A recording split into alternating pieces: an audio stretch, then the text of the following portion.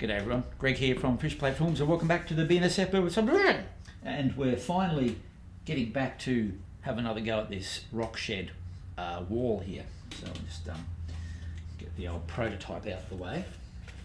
And so what I've decided to do here, behind here, is make a cut rock wall rather than just try and put boulders in there, which is very, very close.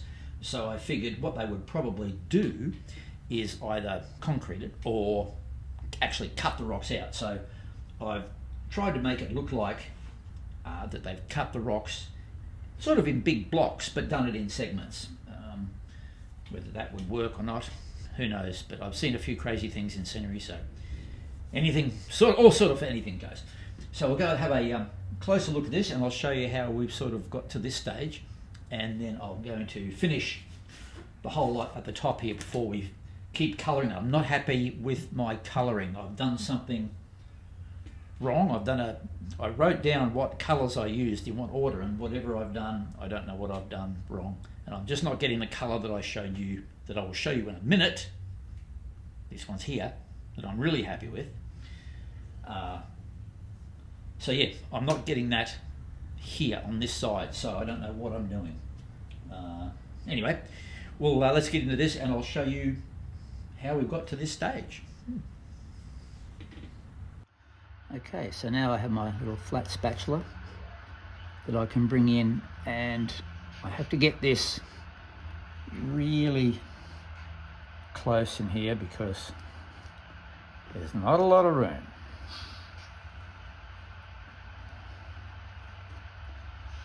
And then we can go like that up for the next one. So this gets us our foundation of where we need to be. So that's a bit too much there, so we can take some of that. Gone a bit thick there.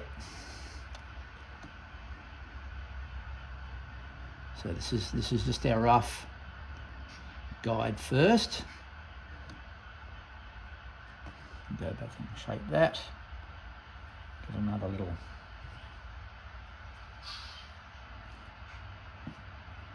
get that ready for the next shelf.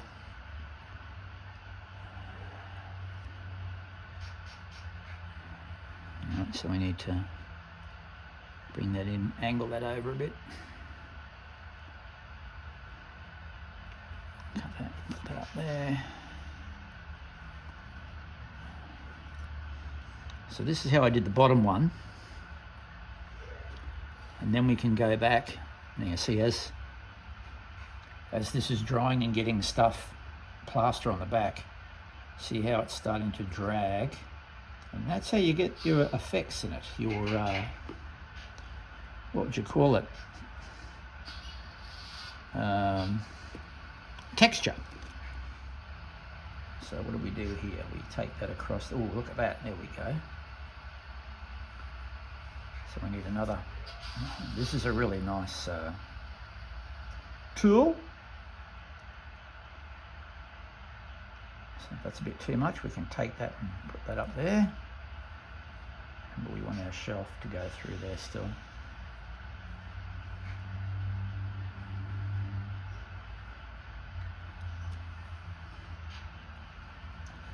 So you know what? I'm pretty happy with that for the texture bit.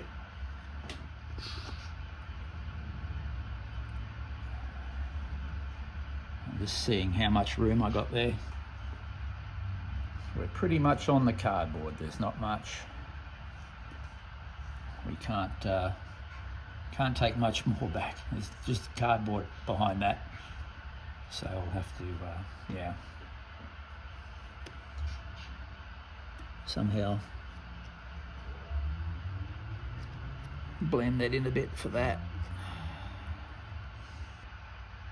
So this is our square one to give us some idea where we may have cut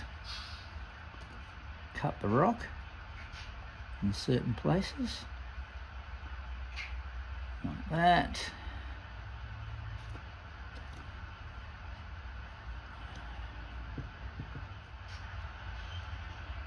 Maybe we did one there, maybe we didn't.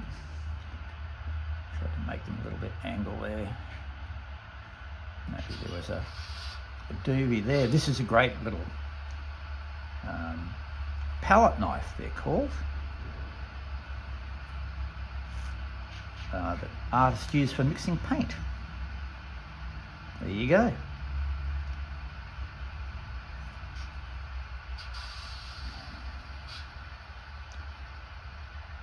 So once again, I'm letting this dry on the back so we get this texture here.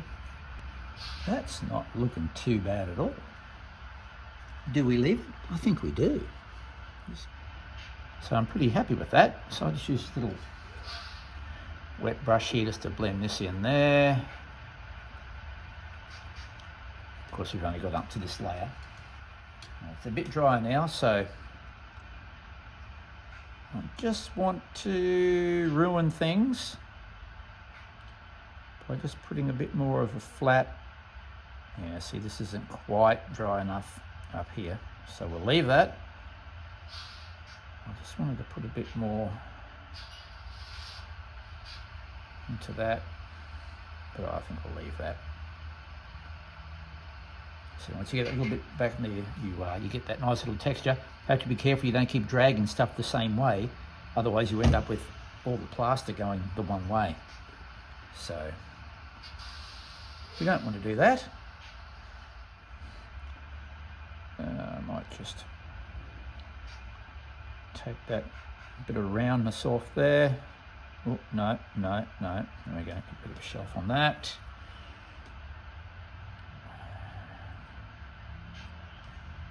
Take that off there.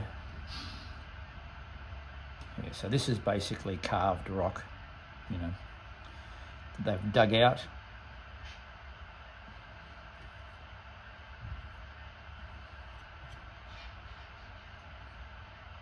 Maybe a little bit. Do we want to do that? No, we don't want to do that.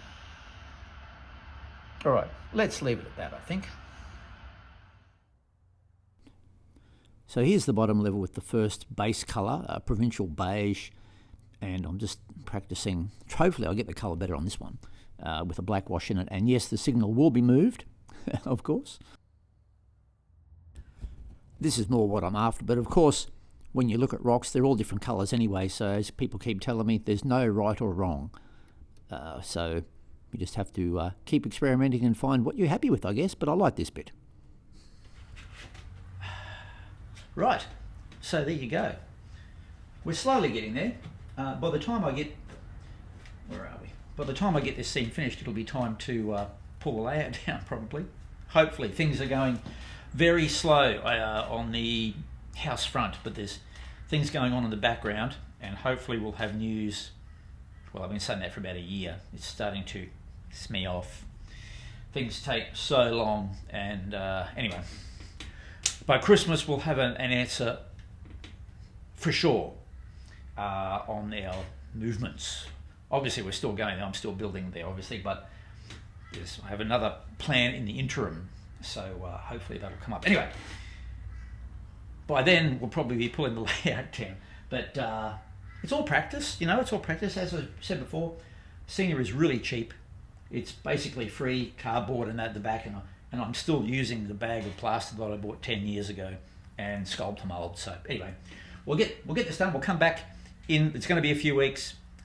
In the meantime, though, there's lots of videos of my last trip to Stirling and Mount Lofty to go through. So check them out. And in the meantime, while it's still cool down here, I'll get this wall finished. Try and fix this color correction, coloring up, and we'll run some more trains.